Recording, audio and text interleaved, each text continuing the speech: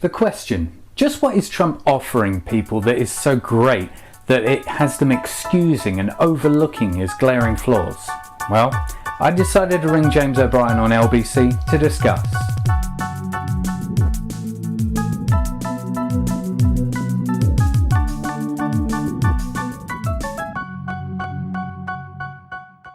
Hey there, people of the internet. Welcome to Media-Tor. This is a show where I engage directly with the media in certain questions and insights as to the inherent problems of this socio-economic, socio-political system that we live in, as well as advocations of solutions in the form of critical thinking, a scientific worldview, compassion, and also the transition to a natural law, resource-based economy.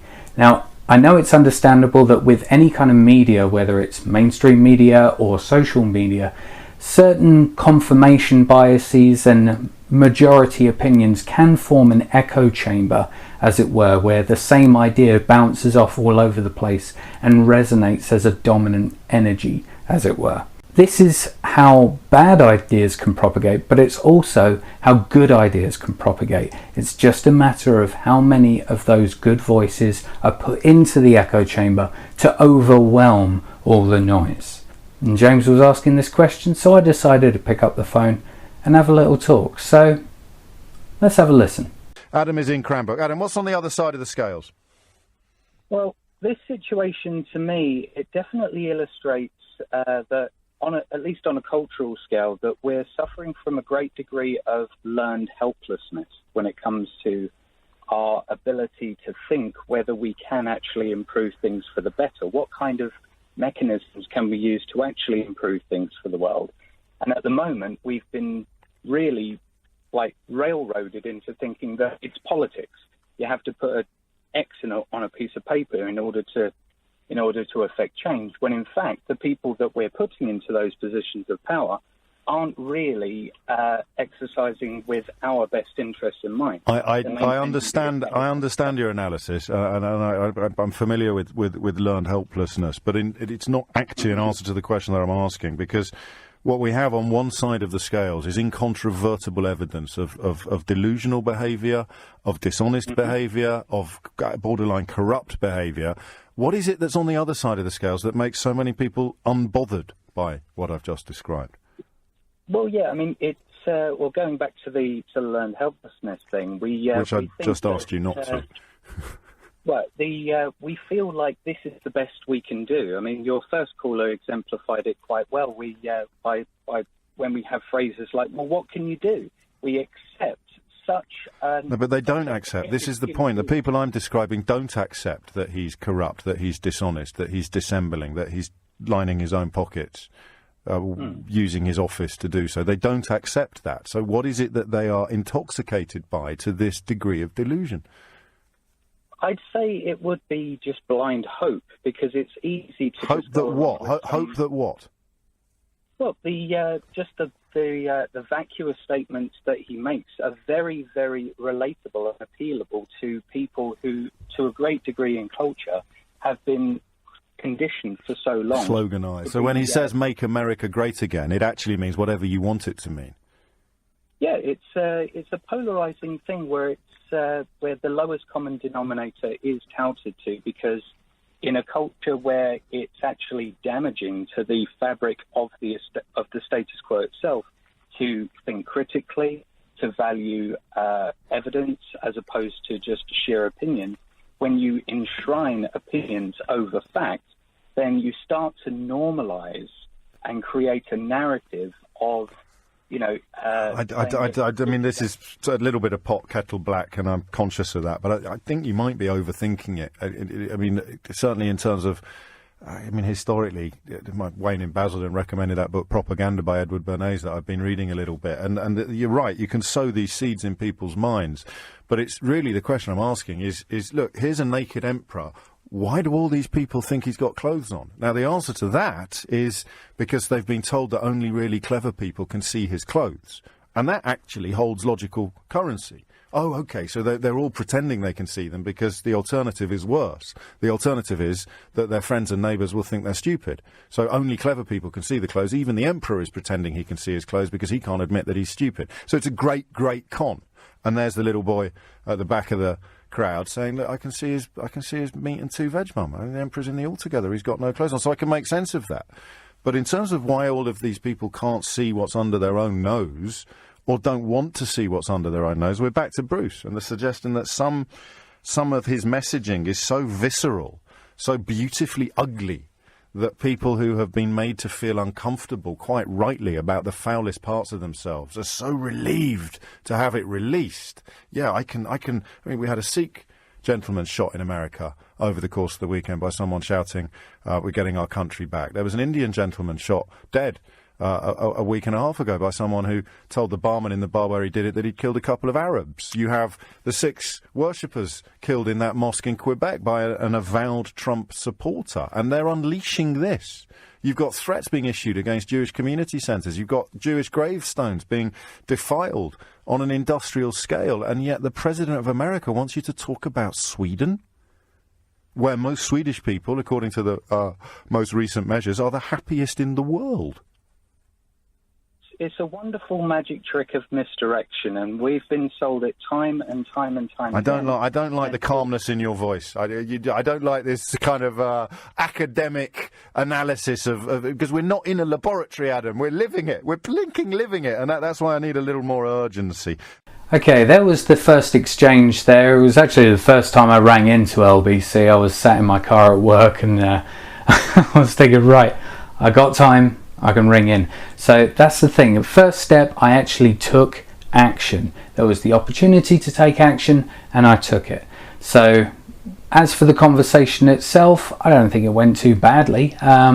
Towards the end, I was thinking that, I needed to be more concise with what I was saying. But that being said, what really was my point? I did sort of provide a bit of an introduction to what my train of thought was going to be, illustrating what the problems is, and I didn't necessarily have enough time to get into the solutions. So the point that I was really eventually going to make was that the reason why people don't think that this emperor has any clothes on is because they have been seduced into the idea of politicians or people in positions of power telling it like it is, right? People have become so sick and tired of the deceits and conceits of politicians. You ask most people, would they trust a politician? People say no. Why do you keep voting for them then?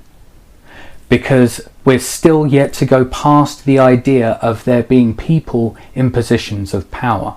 And because the media is able to stir people up into certain emotional states where they start caring very fervently and very deeply about very trivial issues, and caring about those trivial issues in very divisive and polarized ways, that it's either something's either brilliant or it's absolute crap. It's Jeremy Corbyn is either the saviour of the country or he's absolutely useless. There isn't much room for nuance, and that's the thing. Nuance takes a lot of thought, and if you get people divisively thinking about those kinds of issues, they're going to demand that the politicians also care about those issues, and they care about them with the same opinions that they do. The thing is with Donald Trump is that everything that he is mainly about, at least on the front of it, is exactly mirroring the kinds of opinions and the kinds of political views that most people have been conditioned to have.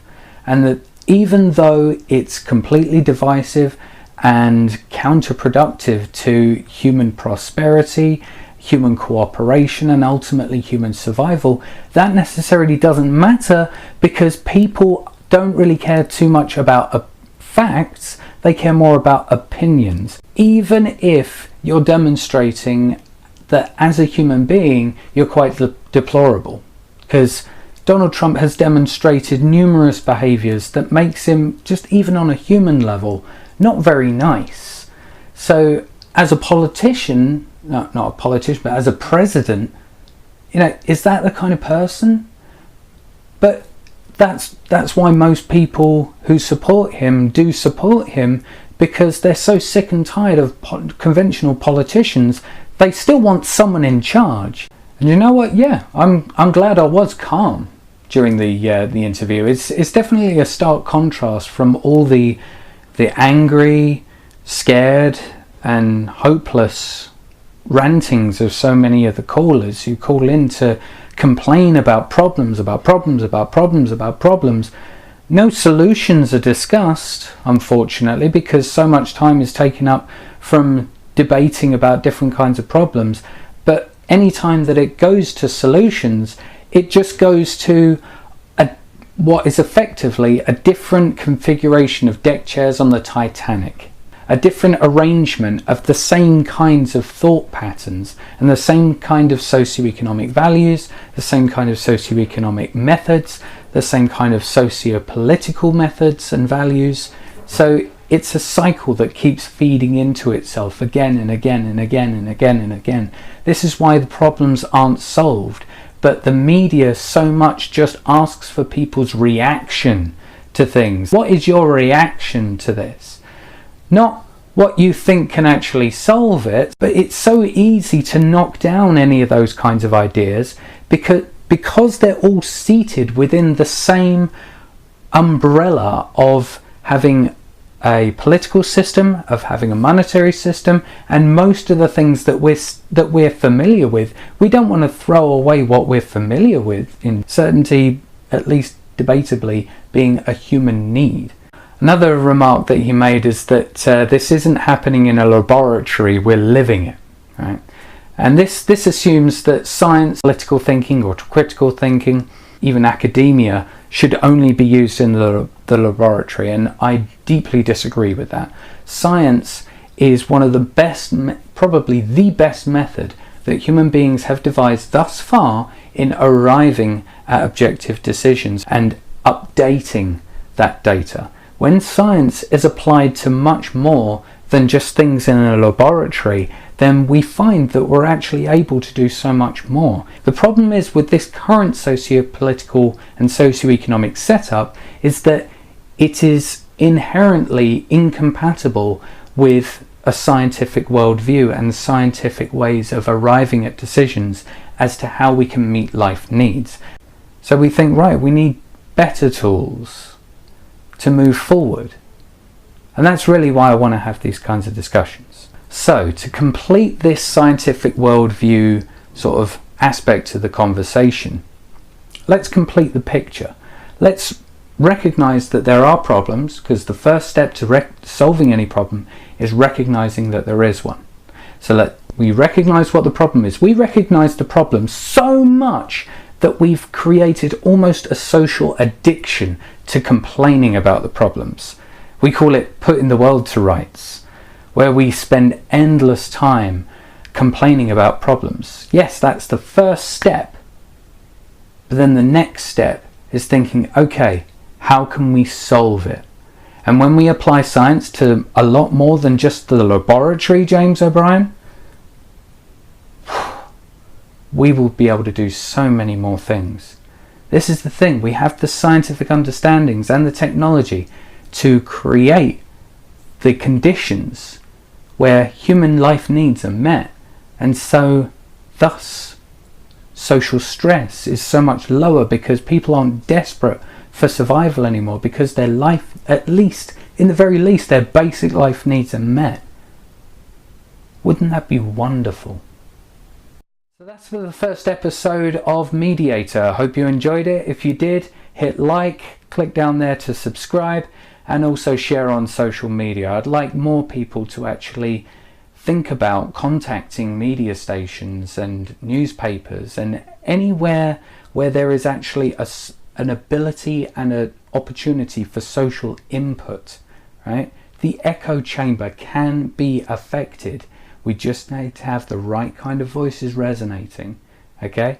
Repetition is the mother of skill, just as repetition is the mother of dominant ideas.